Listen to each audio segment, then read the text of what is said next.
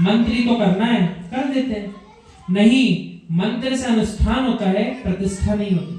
पंडित जी diary पर लिख लेना, मंत्र से प्रतिष्ठा नहीं। क्या है भैया, शादी हो गई आपकी मित्र, प्रश्न इतना सा है, तुम दो का सुख है, तुम बारात में हजारों को ले जाकर क्यों परेशान करते हो?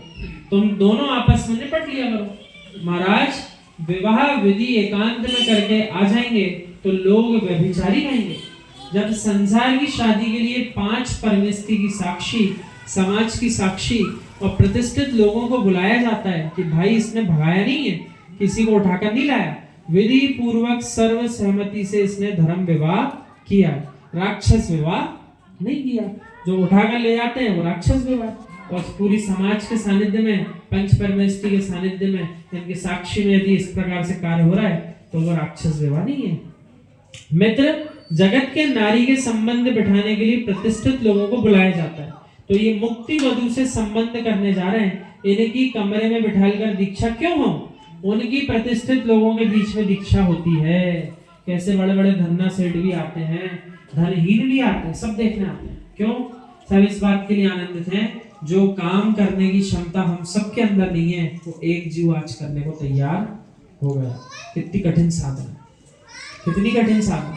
आचार्य भगवान विद्यासागर महाराज जी ने कहा, प्रतिक्रमण और केशलोचन, ये 2 क्रियाएं यदि जीव अपने आप स्वयं एकांत में कर ले तो उससे महान साधक कोई नहीं हो सकता। और प्रतिक्रमण में किसको कहते थे? आचार्य भगवान कहकर चले गए, प्रतिक्रमण का अर्थ ये नहीं होता पढ़ लिया, देख लिया और हो गया कहानी, बंद करो, हो गया प्रतिक्रमण। प्रतिक्रमण वो है उसमें क्षमा मांगते मांगते आंखें नम हो जाएं, इतनी गलतियां करी, ऐसे सब पाप क्यों है ना, आंखें क्या हो जाएंगी, उसमें नम हो जाएगी, अंदर से उसको ऐसा भाव आएगा मैंने कैसी कैसी गलतियां कर दी। और गलतियों के प्रति भाव नहीं आ रहा तो मात्र अध्ययन चल रहा है और किताब बंद कर दे, क्रिया है, क्षमा के भाव तो आएगी। तो ऐसी क्षमा कोई काम देने वाली नहीं होगी। ऐसी परमात्मा की प्रतिमा भी की जो प्रतिष्ठा होती है, जहां प्रतिष्ठित लोग आकर के तिष्ठ जाएं, उसका नाम ही तो प्रतिष्ठा है।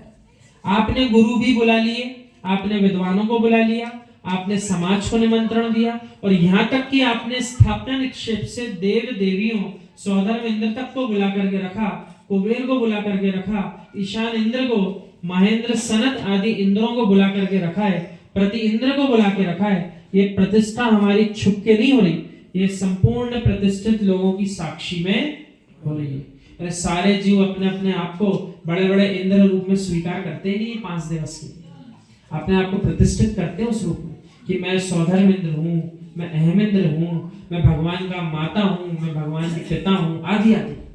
ऐसे भाव पूर्वक 5 दिन पूरी क्रिया करते हैं तो बिल्कुल वैसे ही फल की प्राप्ति का परिणाम बनते हैं जैसा साक्षात तीर्थंकर के लिए उस स्थिति में होता है।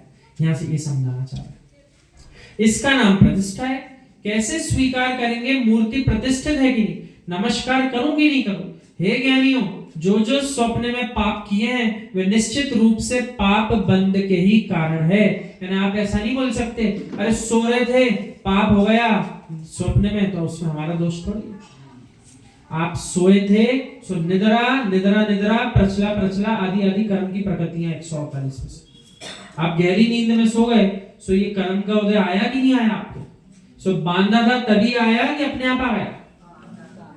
और लेकिन दूसरी बात व्यवहार से यूं भी कहेंगे, कोई को जनवाणी सुनते सुनते नींद भी आती हो ना, तब भी आचार्य परमेष्ठी कह रहे हैं कोई बात नहीं, आकर के कम से कम साता का उदय है, शांति के 2 पल तो मिल जाए। नहीं तो आपको तो ये साता वेदनी का उदय भी महसूस ही नहीं हो रहा है पूरे 24 घंटे, भाड़ दौड़ लगी, कहाँ साता वेदनी का उदय समझ में आ रहा है? तो बोले कम, लेकिन इसका अर्थ यही समझना आ गए भैया ने बोला तो चलो सो जाए, ऐसा नहीं है इसका। वो तो इस अपेक्षा से कहा कि भैया घर बैठ करके टीवी देखता, बातें करता, खाने पीने में लगा रहता, उससे तो ठीक था, 2 शब्द सुन लिए और 2 पल को साता वेदनी के उदय का फल भोग लिए, तो भी ठीक था, कुछ तो फायदा हुआ। कम से कम उससे अच्छा है जो अभी निद्रा में तो नहीं है, वहां सोई तो नहीं रहा घर बैठ के, वो तो कर्म का बंदी करेगा, ऐसा कह रहे हैं। जागृत में कोई पाप करने जाएगा तो उस भाई ने चाट के दोने से दूर कर दिया। ऐसे ही भाई तो सामने पाप करेगा तो हो सकता है सासू की बेटी कह देगी पंडित जी साहब ऐसा मत करो, वही समझा देगी, लेकिन स्वप्न में तो कोई समझाने वाला भी नहीं होता। सही बात है, स्वप्न में पता ही किसको चलेगा कि अपन विचार क्या कर रहे हैं, तो समझाएगा कौन। और कम से कम जागृत में गड़बड़ भी कर रहे हैं तो कोई टोक तो देगा, भैया ये काम मत करो, आपने नियम लिया था, ये काम मत करो। सो ऐसा कर रहे हैं कि यहाँ पर आप कोई भी शुभ कार्य करो तो सबके सामने बता करके करने का भाव रखो, हालांकि उसमें मान कषाय को जागृत नहीं करो। भैया जागृत अवस्था में इतने अच्छे काम करना चाहिए